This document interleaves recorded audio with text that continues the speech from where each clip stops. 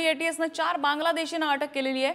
बनावट कागदपत्रांसह राहणारे हे 4 जण अटकेत घेण्यात आलेले आहेत। बनावट कागदपत्रांच्या आधारे मतदान कार्ड त्यांनी काढल्याचं आता समोर आलेलं आहे।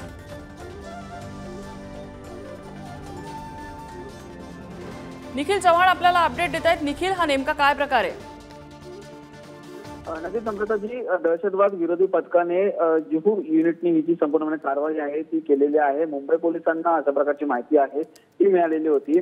बांगलादेशी नागरिक आहेत ते घुसखोरी करून भारतामध्ये आलेले होते आणि त्यांनी या ठिकाणचे जे कागदपत्र आहेत ते बनवण्यात आलेले होते। बांगलादेशी इस्मानच्या विरोधात भारतात प्रवेश केल्याबद्दल हा जो गुन्हा आहे तो दाखल करण्यात आलेला आहे आणि ह्या संपूर्ण 4 जणांना अटक करण्यात आलेली असून त्यांच्याकडून त्यांचे जे बनावट असलेले आधार कार्ड असतील, मतदान ओळखपत्र असतील ते आता त्यांच्याकडून जमा करण्यात आलेले आहेत, त्यांच्याकडून ताब्यात घेण्यात आलेले आहेत। प्रामुख्याने बघायचं झालं तर या ठिकाणीही अंधेरी असेल, मालाड, माहुलगाव आणि ओशिवरा जोगेश्वरी या ठिकाणचे जे बनावट कागदपत्र आहेत ते बनवण्यात आलेले होते।